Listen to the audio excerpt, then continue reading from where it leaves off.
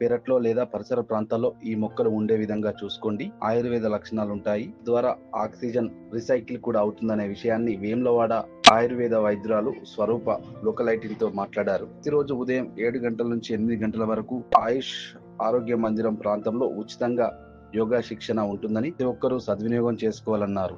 ప్రతిరోజు ఉదయం 9 గంటల నుంచి 4 గంటల వరకు వేములవాడ ఆయుష్ ఆరోగ్య మందిరంలో సేవలు అందిస్తున్నామని ప్రజలందరూ సద్వినియోగం చేసుకోవాలన్నారు. హెర్బల్ గార్డెన్ లో 25 రకాల ఆయుర్వేద విలువలు కూడిన మొక్కలు ఉంచామని, మీ ఇంటితో పాటు పరిసర ప్రాంతాల్లో కూడా అవి ఉండే విధంగా చూసుకుంటే మంచిదన్నారు. హెర్బల్ గార్డెన్ కూడా పెంచుతున్నాం అండి, 25 మొక్కల వరకు సుమారుగా.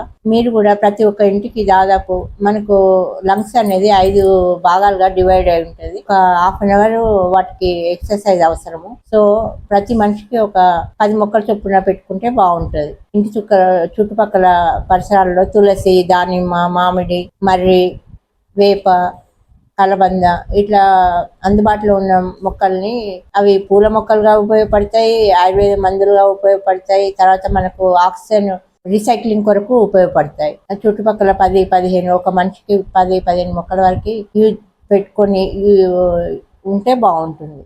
30-40 మంది పేషెంట్స్ ఉపయోగించుకుంటున్నారు ప్రస్తుతము.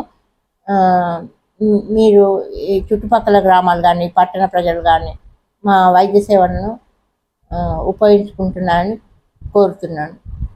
మా ఇన్స్ట్రక్టర్స్ చెప్తూ ఉంటారు, వాళ్ళ సూచనలు ఫాలో అవ్వడం బాగుంటుంది. కానీ ఒక అభిప్రాయం ఏంటంటే దీర్ఘకాలిక వ్యాధులకు మాత్రమే ఉపయోగపడతాయని అపోహ ఉన్నది. అది అపోహ మాత్రమే. అన్ని రకాలకు జబ్బులకు మందులు ఇస్తామండి.